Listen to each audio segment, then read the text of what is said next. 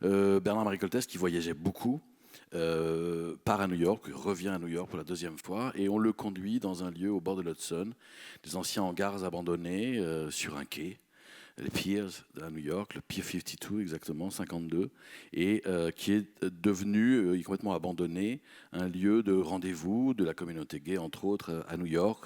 Un lieu à la fois, la journée, il y a des photos extraordinaires d'ailleurs où on voit les gens se baigner, prendre le soleil, c'est la fin des années hippies encore, fin des années 70, et puis la nuit, c'est un peu plus sérieux comme lieu de rendez-vous. C'est un peu dangereux aussi, il y a aussi de la drogue, enfin bref. Et donc, on lui conduit là-bas et il est complètement fasciné par cet endroit. Il s'y cache la nuit pour observer, et entre autres, la lumière de ce lieu qui est mystérieuse, merveilleuse. Et ça lui donne l'idée d'une pièce. Pourquoi ? Parce que à la fois l'endroit, évidemment, véhicule en lui-même cette poésie, mais aussi il y voit, j'en relisais encore ce matin, par exemple, un homme très bien habillé de Upper New York, gens qui a beaucoup d'argent, rencontrer un jeune malfrat ou vient venir acheter de la cam. Et donc, ce choc en fait entre des gens qui normalement ne se rencontrent pas dans la vraie vie lui inspire une pièce dans ce lieu même. Alors les quais, on peut se raconter plein de choses. C'est l'endroit où on part, mais c'est l'endroit où on reste aussi.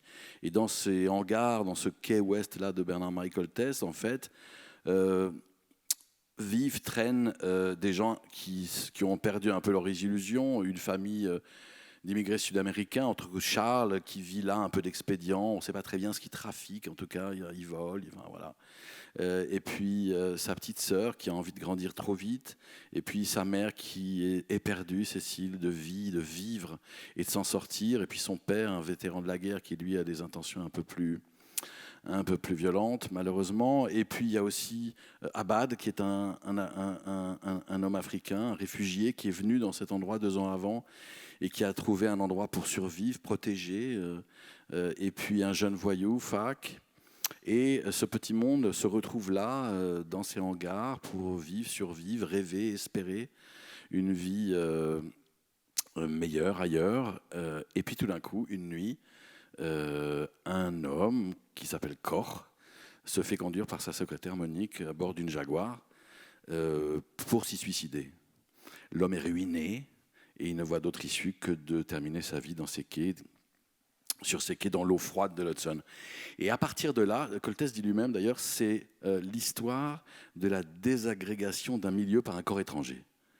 Et en fait, c'est un peu ça la pièce, c'est-à-dire que l'arrivée tout d'un coup de cet homme ruiné, qui ne peut pas s'empêcher de donner des ordres à tout le monde, même pour mourir, va dynamiter littéralement cette petite société, et plutôt que de servir ses espérances, va la désagréger, ça va très mal se terminer. Voilà, en gros, l'histoire de la pièce. Alors, tu parlais de... Avec une langue extraordinaire, avant de parler des Avec acteurs. une écriture extraordinaire.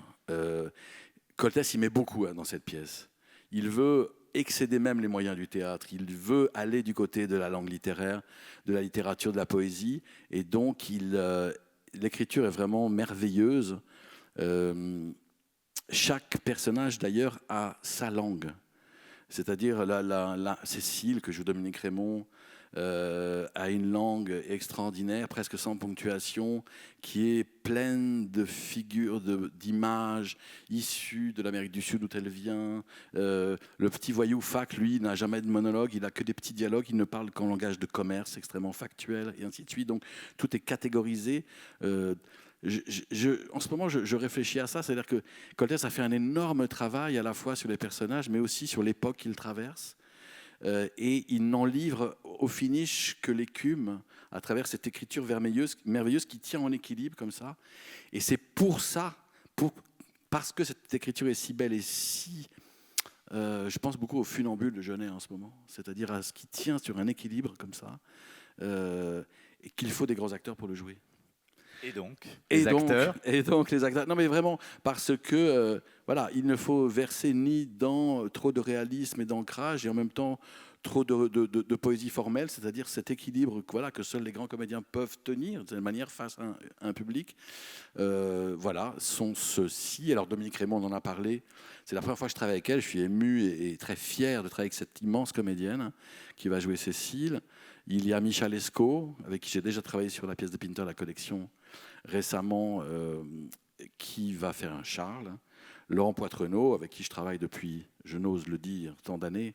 Vous avez peut-être vu ici de plusieurs reprises, entre autres dans Le Colonel des Zouaves, qu'on a repris récemment. Olivier Cadieux. Voilà, qui va faire corps. Et il y a Laurent Gréville, qui était dans l'école de Chéreau aux Amandiers de Nanterre et que j'ai rencontré et qui va faire Rodolphe, qui est un magnifique comédien également. Il y a 2 jeunes comédiens, Antoine Defoucault qui sort du conservatoire à Paris qui va jouer Fac, et puis Léa Luce Boussato qui sort de l'école du TNS. C'est pas vrai, hein, c'est pour ça qu'il m'a programmé en fait.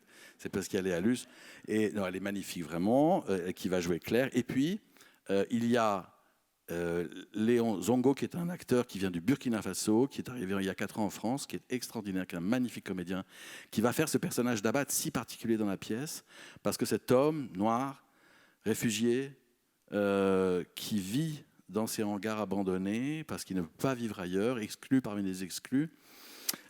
Coltès, d'ailleurs, dans les notes, il dit « J'ai essayé de le faire parler, j'ai essayé de lui trouver sa langue à lui, et je n'y suis pas parvenu, c'était trop d'écueils. » Trop de clichés, et j'ai décidé finalement de ne pas le faire parler du tout. Non pas qu'il ne parle pas, mais qu'il a décidé de ne pas parler. Et la présence dans cette pièce et sur le plateau d'un homme noir silencieux qui ne fait qu'écouter les Blancs qui lui parlent est une idée extraordinaire et qui recèle en elle des trésors de théâtre.